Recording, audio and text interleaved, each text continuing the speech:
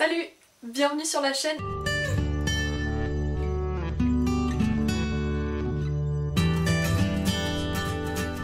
Et bienvenue dans cette nouvelle vidéo où je vais vous parler d'un graphique qui frôle le coup de cœur. Le graphique en question, il s'agit de Naoto, le gardien de Fukushima, donc c'est de Fabien Groslo et Ewen Blaine, et c'est publié chez Stinkis. Alors je ne sais pas comment on prononce le nom de cette maison d'édition, mais en tout cas, elle a fait du très bon travail. Cette BD, je l'ai découverte grâce au Renard Doré, ma librairie préférée, et en fait, aujourd'hui je tourne cette vidéo, on est le samedi.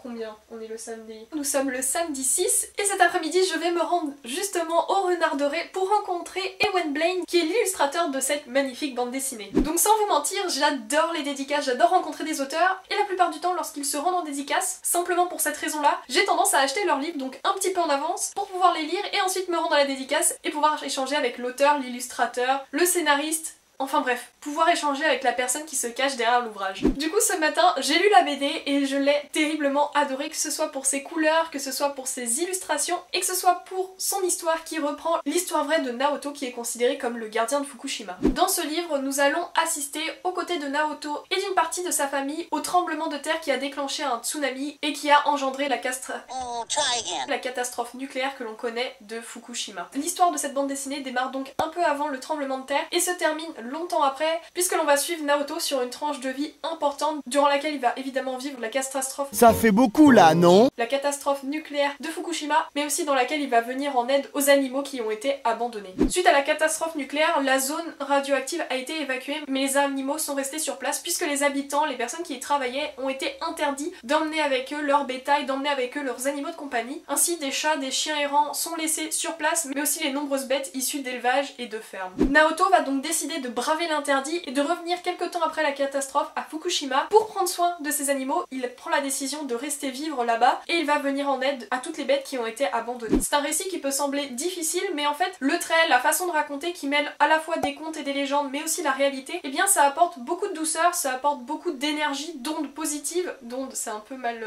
formulé, ça apporte beaucoup de positif et je trouve que pour cette raison c'est une très belle histoire qui s'adresse à un public tant jeune que adulte. Pour ma part, j'ai été beaucoup touchée notamment par les graphismes que je trouve absolument magnifiques et les couleurs qui y sont utilisées. J'ai beaucoup aimé l'ambiance de la BD, j'ai beaucoup aimé les personnages, j'ai beaucoup aimé la façon de retranscrire la vie de Naoto, qui est, je le rappelle, une véritable personne, qui est aujourd'hui considérée comme la personne la plus radioactive du monde. Ne me demandez pas pourquoi, c'est tout simplement parce qu'il vit à Fukushima et qu'il n'est pas protégé, qu'il y vit du coup depuis toujours et qu'il prend soin des animaux. C'est une BD qui est terriblement d'actualité puisqu'elle questionne aussi l'utilisation des énergies nucléaires et notamment à la fin de la BD, ce n'est pas un spoil, mais il y a une partie de militantisme qui est retranscrite et je trouve ça très intéressant, la façon dont c'est amené, la façon dont c'est mis en avant. À travers cette BD, c'est l'histoire de Naoto qui s'exprime, mais c'est surtout Naoto lui-même, puisqu'ici c'est toute sa philosophie de vie qui est retranscrite, le fait que pour lui les animaux sont des vies aussi importantes que celles des humains. C'est une histoire absolument merveilleuse, magnifique et je vous la recommande de tout cœur. Je pense que vous avez saisi à quel point je l'ai aimée à travers mes propos, mais j'espère vraiment que vous la découvrirez parce qu'elle vient de sortir et j'aimerais vraiment qu'elle ait un très bel accueil parce qu'elle le mérite entièrement. Voilà pour cette vidéo,